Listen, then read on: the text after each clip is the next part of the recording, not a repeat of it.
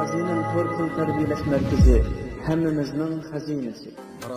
İnternet tor orqali uyda o'tirib bu darslarımızga qo'shila olasiz. Türk tili, ingliz tili, arab tili, xitoy tili, german tili, uyg'ur tili, kompyuter sistemi kodlash darsi. Turkiya, Qibris va chet ellardagi universitetlarda o'qishni xohlamsiz? Qiynamsiz beshingizni qottirmay, biz bilan aloqalashing.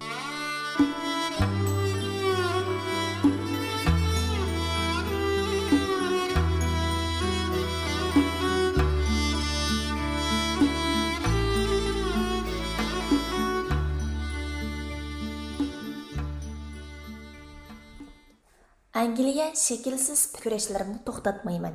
Qilichimmi aram topmaydi. William Black, İngiliz shoiri.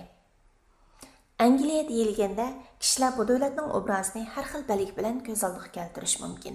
Men aqlimni azroq topganda Angliya degan ism Jahongir degan ism bilan tangdosh ekan. Radiodan Angliya Jahongirlari degan gapni anglab, onamdan uning nima gapligini so'rasam deb berolmagan edi. Balalıqdaki qiziqish birdamlikli bo'lsa kerak, keyin undaq savollarni so'rashni unutdim. Xeyli yillardan keyin mahallamizning ma'zindan yana shu gapni so'rab qoldim. Chunki bu gap hamma yerda Jahongir bilan to'shib ketgandek anglanadi. Lekin Jahongirni ko'rarman desam, atrofda sabla odam. Jahongir degan oshkora chiliqmaydigan narsa bo'lsa kerak deb o'ylab qolgan edim. Jahongir degan gap, dedi ma'zinimiz. Jahonni o'zining qilib olgan kishi degan ma'noda. Çoğunu qısıdığan saymanını laqşigir deymiz go, Jahongir degan sözdeki gir tutmaq degan ma'noda. Mundaq ekanda, butkul jahonni mening davolgan kishilar Jahongir bo'ldi ekan. Jahongirlarning radioda qattiq tillanig'ini qaraganda, o cho'qim yaxshi narsa emas ekan deb tushungan edim. Endi bilsam, ojizlarning hammasi Jahongirlarni tillaydi ekan. Ojizlar kuchaysa, o'zi burun tilgan ishni qilishdan yaltaymaydi ekan. Şoňa Jahongirlikning turlarimi nihoyat ko'p bo'ladi ekan. Tarix degan hiyla mikrining mag'zablaridek bir narsa ekan. Xotiramda yana shundoq cho'kindilar turdiki, kishilar duxov do'ppini Manchester do'ppa deyishadi ekan. Keyin bu gapni adabiy tilimizdan uchratgan edim. Duxovining ishlangan yeri Angliyaning Manchester shahri bo'lg'achqa, do'ppalarimiz shundoq atalgan bo'lsa kerak deb qiyos qildim. 20-asrning keyingi 20 yilida Ikkinchi dunyo urushiga doir kinolarni ko'ra oladigan bo'ldik. Bu kinolarda Churchill qobil rahbar sifatida alayda gavdalanadi. Qarashlarda va palto kiyib olgan bu semiz odam hadab sigaret chekdi. Xaridan qo'ldagi hastayiq bilan ko'rsatdi. Shu chaqda uning hastayiqi ney tegsa shu yerda bir ish bo'lgandek tuyulib ketadi. Yaltı yig'ini ichilib jahondagi 40 ming odamning taqdiri uyan-buyan qilinganda Churchillmi bor ekan. Bunu bilgandan keyin reallikdagi nurg'un ishni Churchillning hastayiqi, Stalinning mushtiki, Rooseveltning qalami bilan bog'lab tasavvur qilatdim.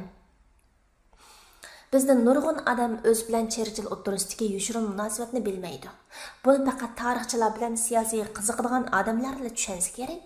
20-asr kishilarining ideyasi va turmushiga cho'nqur ta'sir ko'rsatgan Karl Marxning izdinish hayotimi Angliyada o'tgan edi. Newton, Darwin, Parmashinsi degandek ismlarmi Angliya degan nomni sifatlaydi. Hozirgi yoshlar Angliya desa Beckham, James Bond, Harry Potterlarni ko'z oldiga keltirdi. Undaqda Shakespeare-chi, men Shakespeare'ning Venesiya savdogari to'g'risidagi qiziqarli voqealarini o'ttir maktabdagi tantarbiya o'qituvchim G'ani muallimdan anglagan edim. O bu hikoyani shu chaqlarda Uyg'urcha nashr qilingan Shakespeare dramalarining hikoyalari degan kitobdan o'qigan ekan. Uning qiziqtirish bilan Maria Lam va Charles Lamlar tarafidan dramadan o'zlashtirib chiqilgan ashu tom kitobni berilib o'qib chiqqan edim. Keyincha Venesiya savdogari degan drama o'ttir maktab darsligimizda o'rin oldi. Shakespeare bugungi jahonga hokim bo'lmuş ingliz tilining barbodchilarining biri. İngiliz siyosiy yo'llari kundalik nutqlarida uning so'zlarini naql keltirdi. Biz uning asarlari bilan Abdushukur Muhammad Emin, Ahmad Emin, Mijit Tashlarning tarjimasi orqali yuz ko'rishdik. Bir davlat yoki bir millatning obrazini uning mansub ma'lum konkret shaxslar va narsalar orqali ko'z oldimizga keltiramiz. Uning ijtimoiy va siyosiy sistemasini uning alayda ko'ngil bo'lgan odamlarla tushundi. Davlat obrazi uning siyosiy, ijtimoiy, iqtisodiy sistemasining tashqi posti sifatida kishilarning qalbidan o'rin oladi.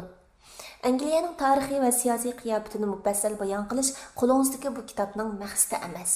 Muallif sizga o'zining ko'rganlari asosidagi ahvollar va o'y-fikrlarini taqdim qilib, sizni dunyoda bir kishilik o'rningizning bo'lish uchun dunyoni ko'z tutishga dalolat qiladi. Bir yilga yetmagan musofiratdagi kechmishlar Angliyani tushuntirishga hargiz kifoya qilmaydi. Bu vaqtda biz kitobiy bilimlarga murojaat qilib, ko'z tutishlarimizni birlashtirgan holda o'qirmanlarimizga bir qism bilim bermoqchi. Balkim bu keyingi sahifalarimiz uchun to'liqlash va yandan yoritish rolini o'ynab qolar. Britaniya ichki ishlar idorasi tuzgan Britaniya Birlashma Podshohligidagi hayot. Singapurlik Terry Tan yozgan Britaniya. David P. Christopher yozgan Buyuk Britaniya madaniyati. Joy Bayenlos yozgan London. John McCormick yozgan Bugungi Angliya. Fishelton yozgan Angliyaga ziyorat. Xuxuyning yozgan Angliyaliklar mundaq yashaydi degandek bir qadar foydalanmadan jo'g'ilgan bilimlarim asosida Angliya haqidagi umumiy bir nazarga o'qirmanlarimni o'rtoqlashtiraman. Angliya haqida kishilar o'zlarining bilim muhitiga yarasha ta'sirotlarga ega. Bu haqda umumliq vakillik qilgan bir xil ta'sirotni tipiklashtirib ko'rsatib berish tas. Buyuk Britaniyaning toza gullangan mazgillarida Angliyada ishlangan degan xati bor markalar sanoat inqilobi davridan 20-asrning 60-yillarigacha kishilarni jalb qiladi. Shu chaqlarda kishilarning nazarida inglizlarning obrazi xuddi Angliyaning manzarasi o'xshashli o'zgacha edi. Chiroy ifodasi hamish tamkin, qarshi lapi kiygan, qo'lida echilmagan kunlik Angliya manzarasi Elizabet uslubidagi pakar uylar, qadimki cherkovlardan hosil bo'lgan qadimiylik puruq kuchlik shahar va qishloqlardan iborat edi. Bu qadimki va go'zal manzaralar dunyodagi talay kishini o'ziga tortib Angliyaga hisobsiz sayohat kirimi elib kelgan. Vaqtning o'tishi bilan ahvol o'zgardi. Yuqorqi qarashlar asta-asta tarixga aylandi. Endilikda kishilarning ko'z oldida boshqa bir manzara namoyon bo'lib, Angliyaliklarning yiliqidek tipik obrazi mavjud bo'lmay qolgan edi. Podshoh va xonishlarni, shundaqla ularning mulozimlarini saqlab qolish bo'lsa, tamoman savdo ehtiyojidan iborat bo'lib, bular sayohatchilarning tarixga qaytish psixikasini qondirishni maqsad qiladi. Undaq an'anaviy qiyofatdagi kishilarni bugungi kunda ko'chalarda ko'rgil bo'lmaydi. Qizil yuz dehqonlarcha kishilar Angliya sahrolarini zamonaviylikning ta'siri yetib bormagan, echilmagan rayonlar deb qaraydi. Amaliyotda Angliya sahrolari tamoman degidek 21-asrning iqimida dehqonchilikning mashinalashishga ergishib, bu atalmish dehqonlar kompyuter texnikasini puxta egallab, yuqori fan texnikini obdan tushunadigan bo'lib ketdi. Ular ajdodlaridek ot va bo'qsa bilan teriqchilik qilmaydigan bo'ldi. Seriq chashliqlar degan sifat endilikda Angliyaliklar va Yevropaliklarga ancha mos kelmaydigan bo'lib ketdi. Chash va terisining rangi bir odamning ingliz yoki emasligini ayiradigan belgi bo'lmay qoldi. Har xil irq ingliz tilini qo'llandi. Umuman bugungi Angliya ko'p xil irq, ko'p xil millat aralashib yashaydigan davlatga aylanib ketdi. Shunlashqa qaysi xil omilning inglizlarning tipiga vakillik qildiganligini deb bermakdas. Davran rasmlaridagi ko'p millat aralashib turgan holatlar shakl uchun emas, balki Angliyaning hozirgi realligidir. Angliyaliklarning ajdodining tarkibi murakkab. Ular milodiyadan burungi 2000-yildan milodiya 11-asrgacha bo'lgan aralıqda kelib o'ltiraqlashib qolgan qadimki rimliklar, kilitlar, saksonlar va shimoliy yevropaliklarning keyingi avlodi. Kilitlar bu yerga kelishdan avval O'rta dengiz bo'ylaridagi ba'zi millatlar bu yerga kelib London va Canterbury degandek shaharlarni qurib bo'lgan edi. Shuningdan 1000 yil keyin kilitlar Fransiyaning Breton va Alps tog'laridan Angliyaga kelishgan. Ularning bir qismi shimolga ilgirlab Shotlandiyaga, hatto dengizdan o'tib Irlandiyaga borgan. Mana bu bugungi Irlandiya va Shotlandiyadagi ba'zi milliy guruhlarning kilit tilini tirildirmoqchi bo'lishining sababi. Hozir bu Cornwall kishilari Bretonlar haqidagi so'z echilsa hayajonlanib ketadi. Milodiyadan taxminan 55 yil burun Rimliklar Angliyaga ko'z tikib kilitlarni al qildi. Milodiyadan keyingi 4-asrda Rimliklar Germaniyadan kelgan Angliyalar, Saksonlar va Jotlarga tengkilanmay, oxir Rim imperiyasi barbod bo'ldi. Shimoliy Yevropadagi dengiz qaroqchilari Anglo-Saksonlar va Jotlarni yengib, Angliyaga toki milodiya 11-asrgacha hukmronlik qildi. 1066-yili Normandiya o'lkasining hukmroni Knez William Skandinaviya yerim orolining janubida qo'shin tartib g'alabaga erishdi-da, podshohlik taxtiga o'ldirdi. Normandiyaliklardan qolgan koni qal'alarni hozirmi Angliya sahrolaridan topqili bo'ladi. Rimliklarning qatnash sistemasining iznolari hozirmi bor. Bugungi inglizcha jonliq tilda shu qadimki millatlarning ta'siri bor. Hozirgi zamon ingliz tili bo'lsa, kilit tili, Shimoliy Yevropa dialekt tillari, Anglo-Sakson tili, Latin tili va fransuz tilining aralashmasidir. 19-asrning boshlarida nurg'un Yahudiy Sharqiy Yevropadagi irqiy ziyonkashlikdan qochib Angliya va Angliyaning sharqidagi Sheffield rayoniga ko'chib keladi. Ular tariqchilik, mo'ykichilik va kiyim-kechak savdosi orqali biyidi. 20-asrning o'ttirlariga kelganda yana bir qitimliq ko'chmanlar to'lqini Angliyani qopildi. Bengalliklar nomrodlik va nupus zichlikdan qutulish uchun Angliyaga kelib ketib qolgan Yahudiylarning savdosini davomlashtirdi. Sharqiy Londonning Brick ko'chasiga joylashgan Nazir Chiroq uyi bu xil o'zgarishni nihoyat obdan aks ettirib berdi. Bu uy 300 yil burun bir fransuz çirkavi bo'lib, keyin Wesley çirkaviga o'zgargan. Ondan Yahudi çirkavi bo'lgan. Endilikda u bir monastir holatida. Bengalliklar 20-asrning 50-yillaridan boshlab Angliyaga keldi. Bengalning Panjab o'lkasidan, Hindistonning Gujarat shtatidan va Misrning Ismoliya rayonidan kelgan siklar, Keniya, Tanzaniya, Uganda, Malaviya qatorliq ellardan kelgan afrikaliklarmi Angliyada tirikchilik qilishga boshladi. Ular boshida Angliyaning Leicester, Birmingham qatorliq o'rta qismdagi shaharlarga o'rinlashgan bo'lib, barbara London rayoniga ko'chib kelishdi. Hozirmi Londonning bir qism rayoni aralsangiz Hindistonga berib qolgandek ta'sirotga kelasiz. 1950-yildan boshlab G'arbiy Hindiston odamlari Angliyaga kelib yerliklar qilishni ancha xohlamaydigan ishlarni qilib turmush kechirdi. O'rtaq gullanish chembiriga a'zo davlatlarning fuqarosi bo'lish sifati bilan ular Angliyani o'z davlat qatorida ko'rdi. Ular bu yerda chetga qiqilish, kamsitilishni xiyoliga keltirmagan edi. Ular temir yo'l kasbiga o'xshash mulozimat xarakterlik ishlarni qildi. Bu ishlarning kirimi tuvan bo'lib, yerliklar ko'zga ilmaydi. Bu ahvol yosh ko'chmanlarni g'azablantirib, qonliq to'qinishlarni keltirib chiqargan edi. Britaniyaning hozirgi nufusi 59 million bo'lib, bu nufusning 2001-yildagi ahvoli mundaq. England 49,1 million, umumiy nüfusning 83%. Shotland 5,1 million, umumiy nüfusning 9%. Welsh 2,9 million, umumiy nüfusning 5%. Shimoliy Irlandiya 1,7 million, umumiy nüfusning 3%. Britaniya nüfusida aqtalliklar umumiy nüfusning 92,1%ni, g'ayriy aqtalliklar 7,9%ni egallaydi ekan. Britaniyada yana Osiyo, Hindiston, Pokiston, Bengal, Jungo qatorliq ellardan ko'chib borgan odamlarmi ko'p. Bularning ichida Hindiston, Pokiston, Bengaldan borganlarning nüfusi 2 milliondan ortiq bo'lib, butkul Britaniya nüfusining 3,6%ni tashkil qildi ekan. Britaniyadagi jungoliklarning nüfusi 200 mingdan ortiq bo'lib, umumiy nüfusning 0,4%ni egallaydi ekan. Wikipediyadagi uchurlardan ma'lum bo'lishicha, hozirgi mo'ljalga asoslanganda Britaniyadagi musulmonlarning ko'pi Turkiya va Siprus turklaridan bo'lib, Britaniya jami 500 ming turk yashaydi ekan. Shundoq bo'lganda Britaniyadagi az sonli millatlarning umumiy soni 5 millionga yaqin bo'lib, butkul davlat nufusining taxminan 8%ni egallaydi ekan. O'xshamagan iqlimdan kelgan ko'chmanlarning ko'payishi ergishib, tabiiy holda irq masalasi kelib chiqqan va Britaniya hukumatı oldingi asrning 60-yillaridan boshlab irqiy barobarlik haqida qonun tuzgan. Mushu kunlarda bir kishi o'zining irqiy yoki milliy jihatda kamsitilganligi haqida arz sunsa va bu arzning haqliqligi isbotlansa, kamsituvchi qaysi irqdan bo'lishidan qat'iy nazar munosib qonuniy chora ko'rildi ekan. Angliya tarixida irqchilikqa doir munovaqa intayin mashhur. 1993 yili Stephen Lawrence ismli bir qaratanlik o'smir Londonning sharqiy janubiy rayonidagi avtobus bekatida mashina saqlayotganda ba'zi aqtallik yoshning zarbasiga uchrab o'lib ketdi.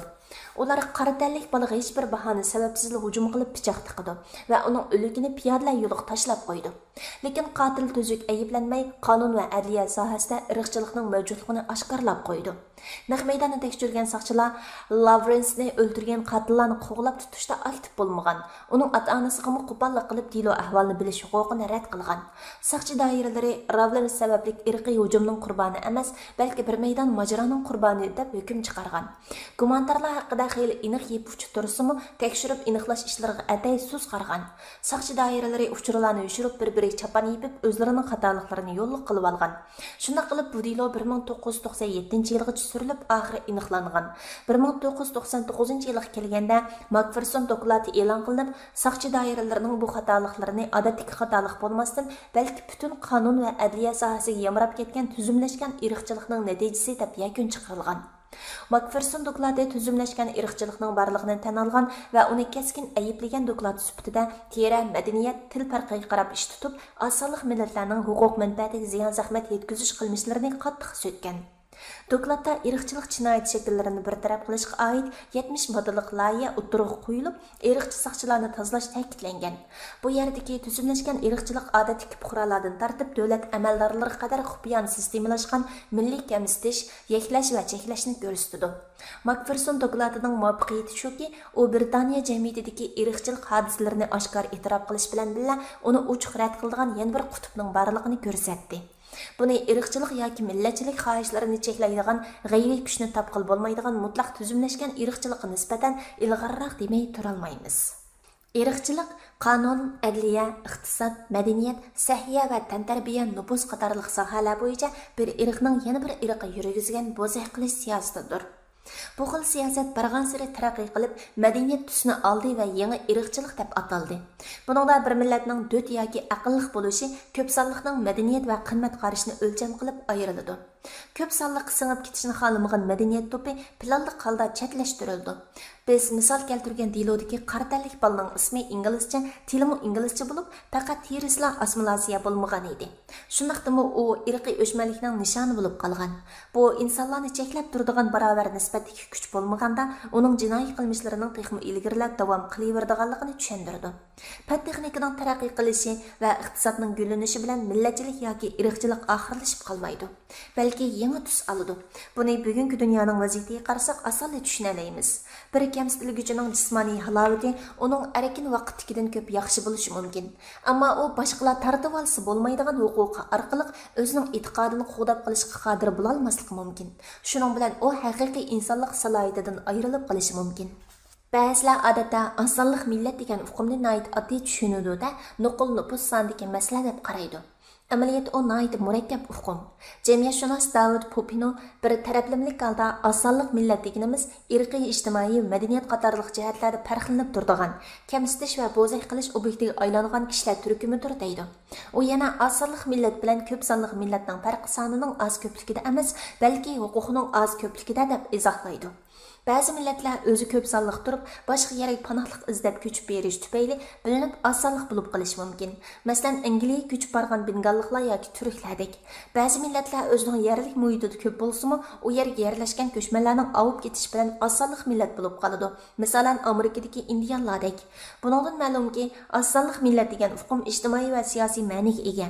Jamiyat kuchlarining nisbatidagi o'zgarishdan kelib chiqqan bo'ladi. Hindistondagi sheklab butun Hindiston nupusining 2% ga yetmaydi. Ammo o'zlarining rayoni Panjabga nisbatan ko'p sonliq bo'lib, shu yerdagi nupusning 65% ni egallaydi. Demak, shekla Hindistonga nisbatan oz sonliq, Panjabga nisbatan ko'p sonliq. Umuman, oz sonliq millat degan uqum shartlik va nisbiy uqum. Shunga Norvegiyalik insonshunos Thomas Holland Erikson garchi oz sonliq millat degan so'z sondagi oz ko'plikni bildirsa-mu, kasbiy hujjatlarda siyosiy jihatdagi bo'ysunishni bildiradi degan edi. Ro'shanki bu iniqlimlar g'arbning ijtimoiy sharoitini shart qilgan. Angliya iqtisodining yaxshi bo'lishi va jamiyatning muqim bo'lishi dunyoning tinchsiz rayonlaridagi kishilarni bu yerga jalb qildi. 11-sentabr voqeasidan keyin kamalmanchiliklarda texmi shundoq bo'ldi. Dunyoning o'xshamagan joydagi siyosiy tahdidlar, diktator tuzumlar va urushlar nurg'un panohlik dilguchini keltirib chiqardi. Somali, Afg'oniston, Albaniya, Iroq, O'rta Osiyo va boshqa yerga musofir eksport qilgan rayonlarga aylanib qoldi. Musofirlarning turkumlab yetib kelishi yerlik Britaniyaliklarda iqtisodimiz oshlar tufayli xarob bo'lgan bo'ldi degan andishni paydo qildi. Davlat ichidagi etnik tarkiblarning ko'p xillashishi tabiiy holda nozik irqiy masalalarni paydo qilib, davlatning jiddiy ko'ngil bo'lish nuqtasiga aylandi. Hamda irqiy kamsitishga qarshi turadigan va irqlararo barobarlikni negiz qilgan qonunlar tuzilib, yo'l qo'yilishga boshlandi. So'g'uqchilik urushining oxirlashi Britaniyaning siyosiy atmosferasiga texnik ko'p ozodlik ilib keldi. Aqsoqlar tabiiy qis bilan avom o'ttirisidagi tabiiychilik azaydi. Kishilarning individual tanlashlariga bo'lgan an'anaviy kontrollik bo'shidi. Shaxs ozodligi tashabbusdagi madaniyat mahsulotlari bozori keng egilishga boshladi. Texmi erkin, texmi keng qursak, sahiya va ma'rif jihatda texmi afzal bir jamiyat kishilarning ko'z oldida namoyon bo'lishga boshladi. Angliyada ingliz tilidan boshqa qancha xil tilning so'zlanadiganligi aniq bo'lmadi. Kishilardan so'rab bilishimcha, faqat Londonning o'zida 200 xildan ortiq til so'zlanarmish. Albatta, bu sonning ichida Uyg'ur tilining bor deb qaradim. Londonda uzunroq turgan Uyg'ur qarindoshlardan so'rab bilishimcha, Britaniyada nafas ilayotgan Uyg'ur zoti 200 ga yaqinmish. Ular bog'chalarda, avtobuslarda bir-biri bilan telefon orqali so'zlashganda ana tilda ba'zir paranglashadi ekan. Avtobuslarda g'ayri ingliz tili so'zlashganlar hech kimning diqqatini qo'zg'ay olmaydi.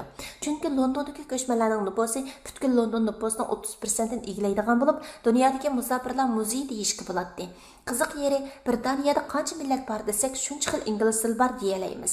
Chunki ular ingliz tili so'zlasa, o'zlarining ana tilidagi talaffuzni qo'shib o'tadi. Shunga inglizlarni buzilgan inglizcha anglab tushunishga ko'nikkan. Balkim Britaniyaning eng tipik yerlik mahsuloti ingliz tili bo'lsa kerak. Bu mahsulot bugungi kunda butkul dunyoni qopladi. Ma'lumotlardan ko'ra 1.4 milliard kishi uchun ingliz tili ma'muriy tusga ega ekan. 400 million odam ingliz tilini birinchi tili sifatida so'zlasa, 500 million odam ikkinchi tili sifatida so'zlaydi ekan. Uningdan boshqa 1 milliard odam maktablarda ingliz tili o'rgandi ekan. Dunyo nufusining 3dan 2 qismini ingliz tilidan azroq ma'lumotga ega deb hisoblashga bo'ldi ekan. Dunyodagi 60 dan ortiq davlatda ingliz tili hukumat tili yoki yerim hukumat tili sifatida ishlatildi ekan. Britaniyada yeni so'zliguvchilari 100 mingdan oshadigan tildan 12 bor ekan.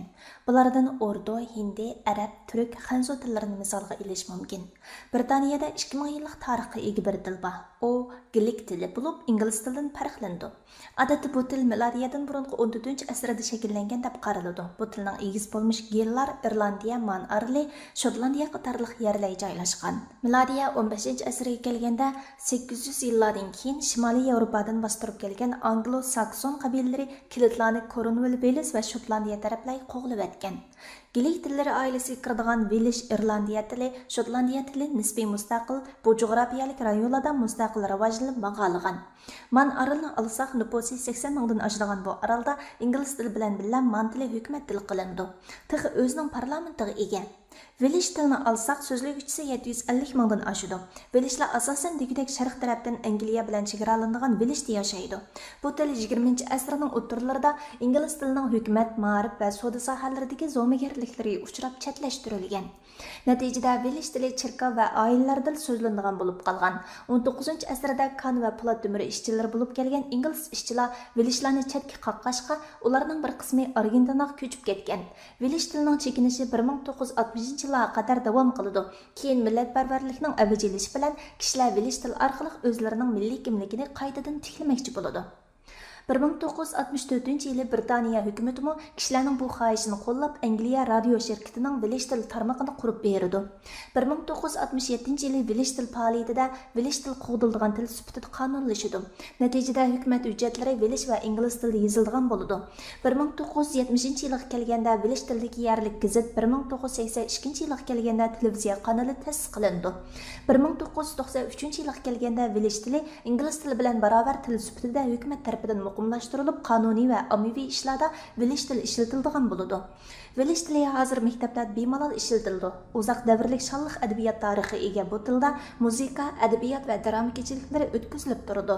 Kechiliklarda milliy shoirlarning sop Welsh tilidagi she'rlari kishilarning yo'lliq bo'lgan milliy kimlik tuyg'ularini tozalab, tavlab turadi. Irland tili Irlandiya 1803-yili Britaniyaning bir tarkibiy qismi bo'lgan qadar keng turda ishlatilib kelingan edi. Britaniyaga qo'shilgandan keyin Irland tili bir mezgillik xarob bo'lish davrini boshdan kechirdi. 19-asrning oxirlariga kelganda Irlandlarda jumhuriyat harakati paydo bo'lib, Irland tilini o'zlarining simvoli va madaniyat kimlik sifatida himoya qilishga boshlaydi. 1921-yili Janubiy Irlandiya qisman mustaqil bo'lib, Irland tilini asliga keltirdi. Navbatda Irland tili Irlandiya jumhuriyatining rasmiy birinchi hukumat tili sifatida ishlatilmoqda. Shimoliy Irlandiyada Irland tilini ishlatish sezgir siyosiy masala bo'lib kelgan bo'lib, 2001-yilga kelganda butkul Shimoliy Irlandiyadagi 1.7 million odamdan faqat 167.490 odamlar Irland tilidan oz til xabari bor bo'lib chiqqan. Britaniya hukumatı ishning chatoq ekanligini tunib yetib, yerlik tilni kuchaytirish uchun iqtisodiy kafolat berdi. Shuning bilan qo'sh tillik maktablar va mustaqil tildagi radio televiziya programmalari barliqqa keladi. 2004-yili Britaniya hukumatı Irland tilida kino televiziya filmlarini keng turda ishlashni yo'lga qo'ydi. Irlandiya adabiyoti milodiya 6-asrdan boshlangan mo'l natijalik adabiyot bo'lsa-mu, bugungi kunda Irland tilini yakka til, ona til sifatida ishlatiladigan odamdan 5000 atrofida qolgan. Shotland tilimi boshni og'ritadigan masala bo'lib kelgan. Milodiya 15-asrda Irlandiyadagi kiliklar Shotlandiyaning g'arbiy ko'chidi. 5 asrda jigonalik bu tilning xos rivojlanishiga imkon berdi. Biroq ular afzal turmush sharoitidan qo'g'lishib, u yoq-bu-yoqlarga chechilib ketgachga mazkur tilning hayotiy kuchi ojizlashga boshlaydi. 1891-yildagi ma'lumotda bu tilda so'zlashadiganlar 250 ming bo'lgan bo'lsa, 2001-yili 60 mingga tushib qolgan. Bu Shotland aholisining 2.1% dan tashkil qiladigan soni edi. Mushu sonning ichida Shotland tilini yakka til sifatida ishlatiladiganlardan aran 5 ming odam qolgan. Bu tilmi nomrod tarbiya ko'rmagan, qiyiqinda odamlar so'zlashadigan til sifatida kamsitilib kelgan bo'lib, 2004-yili Britaniya hukumatining qo'llashi bilan maktablarda ishlatilishga boshlaydi. Maxsus radio televiziya programmalari yo'lga qo'yildi. Aslida şanlıq an'anaga ega bu til 1707 yili Şotlandiya parlamentining amaldan qoldirilishi bilan amaldan qilib ingliz tili ma'rif va sud tiliga aylangan. Biroq Robert Louis Stevenson, Robert Burns, Walter Scott qatorliq dunyoviy adiblar bu tilni Shotlandlarning muborak ovoz sifatida qadrlab shuhratli asarlarni yozib qoldirishgan. Endilikda bular Shotlandiyaning faxrlik namoyandalari bo'lib qolmay, dunyo adabiyotidagi klassik namoyandalardir. Hozir har yili 25-yanvar Burnsning xotir kuni sifatida dag'dug'liq xotirlanib, uning burunqi inoqligini eslatadigan Qadinas do'stlar degan she'ri naqsh qilib o'qiladi. Bu butkul dunyo bildigan mashhur naqshidir.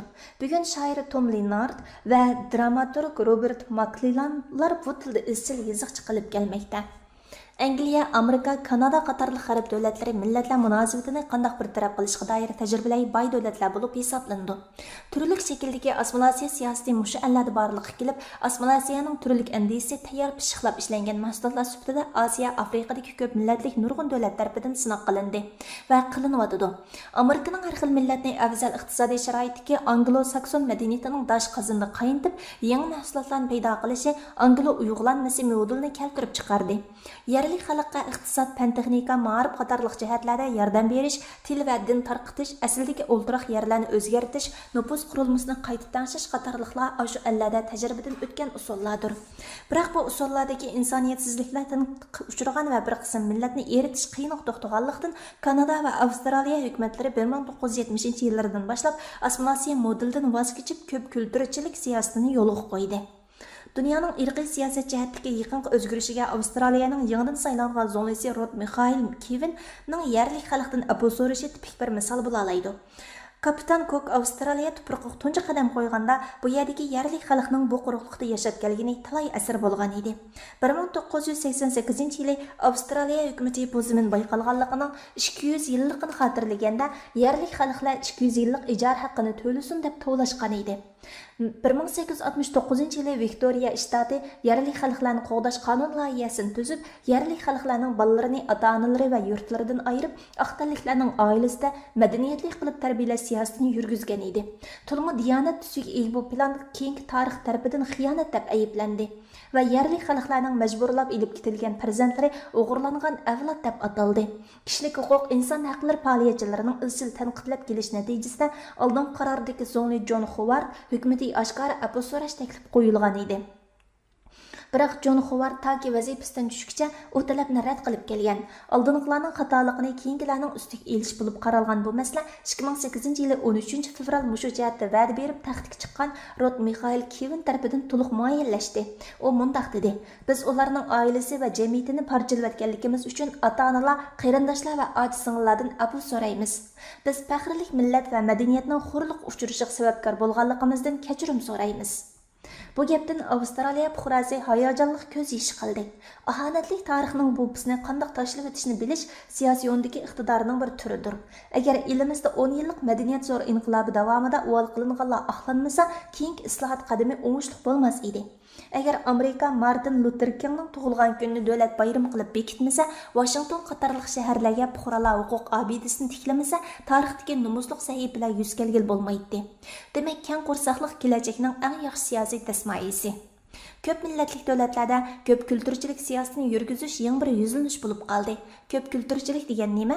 U afzal o'rindagi etnik turkumga yot bo'lgan boshqa etnik turkumlarning o'zining madaniyat, til jihatdagi alohidaligi va xosligini saqlab, davomli joriy qildirishiga bo'lgan qonuniy kafolatni ko'rsatadi. Britaniyaning hozirgi siyosatining ko'p kulturchilik tashabbus bilan tarkiblangan. Sirtdan ko'chib kelib yerlashgan to'plarmi mushu siyosatdan bahramand bo'la oladi. Madaniyat va tarix jihatda murakkab bosqichlarni boshdan kechirgan Britaniya oldingi asrning oxirlarida yana cho'ng bir siyosiy islohotni o'ngishli tamomladi. 1997-yili 12 va 18 sentabrda Shotlandiya va Velish ayrim holda shu yerdagi butkul xalqning raysinishdan o'tkazib cheklik avtonomiya tuzilmasini o'rnatdi. 1999-yili mayda ular o'zlarining yerlik parlamentlarini tashkil qildi. Bu huquqni yuksak darajada markazlashtirgan an'anaviy tuzilmaning tarixiy o'zgarish bo'lib qoldi. Shu yili 26 oktyabrda Yuqori palata parlament islohoti to'g'risidagi loyihaga 3 qatim qarab chiqib, Oqsuvoqlar varislik tuzilmasiga xotima berdi. Agar biz yaqinqi zamon dunyo tarixini bir qurib aniqlab chiqsak, shuni bayqaymizki, bugungi talay kishining taqdiri Angliyaning ta'siridan mustasno emas. Angliyaning ta'siri deyilganda esimizga sanoat inqilobi, parlament sistemasi va ingliz tili keladi. Har bir ijtimoiy inqilob tafakkur inqilobidan ayirib qaralmaydi. Adam Smith, John Maynard Keynes qatorliqlar kapitalizm ideyasining shakllanishiga zo'r ta'sir ko'rsatgan iqtisodshunoslardir. Bugungi dunyoning demokratik sistemasiga Thomas Hobbes, John Locke, John Stuart Mill zo'r ta'sir ko'rsatgan. İngliz tilining ta'siriga kelsak, ingliz tilini yaxshi o'rgangan odam dunyoning qayeriga bormasin o'zini tushunadigan va yordam qiladigan odam topa oladi. Ma'lum ma'nodan aytganda, Angliyani, ya'ni inglizlarni tushunish, dunyoni tushunish desak mubolag'a bo'lmas. Bugungi angliyaliklarning milliy kelib chiqishi har xil bo'lib, ularning chet elliklarga bo'lgan pozitsiyasimi o'xshamaydi. Ro'shanki, angliyaliklarni turiga ayirishmi qiyin. Bugungi Angliya bayini millatlar qo'shilishining qiziniga o'xshaydi. Navoda ba'zi millatlarning uyushmasi ojiz bo'lib tarqi holatda turgan bo'lsa, bunday millatlarning yangi kelgan a'zolari qiqindi, suqindi bo'lib qolgandek his qiladi. Nurg'un angliyalik yotlarga nisbatan aldirab erib ketmaydi. Velishlar va shotlandiyaliklar sal qizg'in. Shotlandiyaliklar inglizlarning do'stona emas deb vaysaydi. Albatta, Londonliklar sahrodikilardek qizg'in emas. Chunki cho'ng shahar odamlari surkilib yurishimi munosabat sus keladi. Sahradagi angliyaliklar qoida usulliq va do'stona keladi. Ular yordamga muhtoj notanish odamlarga yordam qo'lini sunadi. Cho'ng shaharlarda bo'lsa undaq emas. Sen yordam so'rgan u odamlarni poyezdga yoki metroga aldirash ketayotganlar bo'lib, savollaringga javob bergili cho'lisi yo'q. Balkim ularmi senda kelgunda bo'lib ishlarni tuzuk o'qib ketmaydi. Ammo yordam kerak bo'lganda yerlik inglizlar asqitib qoladi. Ulardan xususiy gaplarni ko'p so'rasang rayinib ketadi. Masalan, yerlik inglizlardan "Nerdan keldingiz? Nega borasiz?" deb so'rashda ehtiyot qilish kerak. Bu xususiy maxfiyat qatorida ko'riladi. Öz ishiga puxta bo'lish so'ziga markazlashgan ifodalar angliyaliklarni so'q degan badnomiga erishtirib qo'ygan. Bu ancha adil bo'lmaganlik. Kishilar bilan aralashganda angliyaliklar tunji qadamda qizg'in bo'lib ketmaydi. Agar tashabbuskor bo'lsangiz va ularning shaxsiy ishiga aralashmasangiz, ular asta-asta eriydi. Muhim do'qmishlarda tijorat qilayotgan ushaq tijoratchilar asosiy sayohatchilarning gap so'rash obyektiga aylanib qoladi. Mubad ulardan yo'l so'rasangiz qiyos qilingki, balkim siz 100-savol so'rg'uchi bo'lib qilishingiz mumkin. Angliyaliklar poyezd, metro, avtobuslarda jim gap qilmay o'ltirdi. Agar bir poyezd boshqa bekatga borgacha yarim yo'lda tasodifiy to'xtab qolsa-mu, yerga tushgan yangining ovozi anglanuvdek jimjitlik hukm suradi. Favqulodda do'stlardan bo'lmasa, ular paranglashib yurmaydi. 30 ta odam bor vagonda gazet yoki kitoblarning sharhlagan ovozidan boshqa ovoz anglanmaydi. Jungoda varqirab so'zlashib o'rganib qolgan odamlar bunday jimjitlikni bearam bo'ladi. Chunki angliyaliklar ularning gapiga sukut bilan javob berdi yoki kulimsirab qo'ydi. Metrolarda mast bo'lib, oltog'il varqirab yurgan sayyohlarni ko'rib qolishingiz mumkin. Angliyaliklar undaqlarni ko'rmasga silib o'tib ketadi. Tomosha ko'radiganlar umuman chet ellik sayohatchilar bo'lib chiqadi. Agar ma'lum bir rayonda bir millatdan bo'lgan kishilar ko'p bo'lsa, shu millat kishilari o'z millat doirasida aloqa qilib boshqa millat kishilar bilan aralashib ketmaydi. Masalan, bir shaharda inglizlar, qartanliklar, xanzular, greklar, hindlar va boshqa millatlar o'ltiraqlashishi mumkin. Siz o'ltirgan ko'chada hindlarning kebabxonasi va gazet jurnal bodkasi, italyanlarning pivoxonasi, Jungoliklarning tastamxonasi, inglizlarning talla bozori, turklarning do'nar kebabxonasi bor bo'lishi mumkin. Bunday aralashib yashash Angliyada umumlashgan ahvol. Do'st tutish, yaxshi munosabat o'rnatishning unumli yo'li. Narsa sotib olish bo'lsa kerak, chunki do'kondorlar tabiiy holda boshqalar qizg'in bo'lib qaytib olmaydi. Ular koni xaridorlarga nisbatan noyit qizg'in bo'lsa-mu, yangi xaridorlar undaq emas. Chunki ular ziyoda qizg'inlikning boshqalarga tashvish paydo qilib qo'yishidan ansiraydi. Shunga xaridor tashabbuskorlik qadamini o'zi elish kerak. Angliya rastlaridagi bu millatlarning do'konlari konservativ inglizlar bilan aloqa o'rnatishning sahnasiga aylanib qolgan. Cho'ng savdo magazinlari va bekatlar bunday tunishlarga muvofiq kelmaydi. Shotlandiyaliklar. Shotlandlar so'z cho'chaklardek uncha egri mijozma emas. Bekli qizg'in, ko'ksi qarni kang, san'at hujayrasi mo'l. Agar ularni piqsiq desang, toza odil bo'lib ketmaydi. Buni qarash asosan ularning qadimki davrdan qolgan bo'lib, ularning tishiga tegish uchun deyilgan. Shotlandlar bu vaqtda o'zini masxir qilib o'ynaydi. Velishlar. Agar velishlarning qatorida angliyalik deb solsangiz, ular xafa bo'lib qoladi. Shotlandlar shundaq. Velishlar nihoyat do'stona bo'lib, she'r bilan muzikani yaxshi ko'radigan millat. Ular shotlandlar bilan birga inglizlarni masxir qiladi. Shangandan kelgan jungoliklarni shanganliklar deyishingizni yoqtirmaydi. Hozir 2-3 avlod shanganliklar butunlay inglizlashib, faqat yapma qopoqliklar qoldi. Ular o'zlarini BBC, Britaniyada tug'ilgan jungoliklar deyishni yaxshi ko'radi. Agar siz Kanton tili, Guangdong shilisini bilmasangiz, cho'ng yoshdagi jungoliklar bilan birga ishlash zerikishlik bo'ladi. Chunki ular inglizchani bilmaydi. Yangi avlod jungoliklar Angliyada tug'ilib o'sgan bo'lib, inglizchasi ravan. Ular pochta, ommaviy qatnash, doktorxona qatorliq o'rinlarda ishlaydi. Ko'chmanlar, panohlik tilaguvchilar va chegaradan qonunsiz o'tganlarning ko'payishiga ergashib, Putunxua o'rtaq til jungo bozori to'qnashlarining tiliga aylandi. 2001 yildagi statistikaga asoslanganda Angliyadagi jungolikning soni 200 mingdan oshadi. Dunyodagi barliq ishxonaning xizmat tartibi asosan o'xshab ketadi. Boshqalar bilan tushunish hosil qilishning yo'llari nihoyat ko'p. Tushlik tomoqni angliyalik xizmatdoshlar bilan birlashish Angliya madaniyatini tushunishning yaxshi fursati. Angliyalik xizmatchilarning tushlik tomoqi intayin oddiy. Shirkat o'z xodimlarini yuqori kaloriyali tushlik tomoq yoki kechlik tomoq bilan ta'minlaydi. Nurg'un xizmatchi xodimga nisbatan sandvich, ichki va shokoladlar asosiy yemeklik bo'lib hisoblandi. Birga g'izalanish, yatsirash tuyg'usini yo'qotib qolmay, o'z madaniyatini ularga tunishtirib, boshqalarning ko'nglini ufitadigan fursatga nail qiladi. Balkim Angliyaning hamma narsasini yaxshi ko'radigan bo'lib chiqishing, ularning do'stligini qo'lga keltirishingning unumli usuli bo'lib ketishi natayin. Angliyaliklar o'z madaniyatini himoya qilgan hamda Angliya madaniyatiga qiziqadigan chet elliklarni hurmat qildi. Bunday chog'larda ular siz bilan ichak kirishib, sizga choy damlab va qaysi magazinning mollarining yaxshi ekanligini aytib beradi. Gerçi Angliyada millat va irqlar barobar bo'lsa-mu, chaqchaq va gap so'zlarda eshib ketish ahvollari bo'lib turdi. Yomon g'araz bo'lmasa, ba'zi savolliklarni o'tkazsangiz bo'ladi. Ortiqcha zig'irlab o'tirmasangiz, ba'zi bahuzur kulki chaqchaqlar munosabatni yaxshilaydi. Xizmat o'rinlarida irqiy to'qinishlar kamdan-kam yuz beradi. Bunday ahvolda ziddiyatni ulg'aytmay, munosabatli organlar orqali masalani hal qilishga bo'ladi.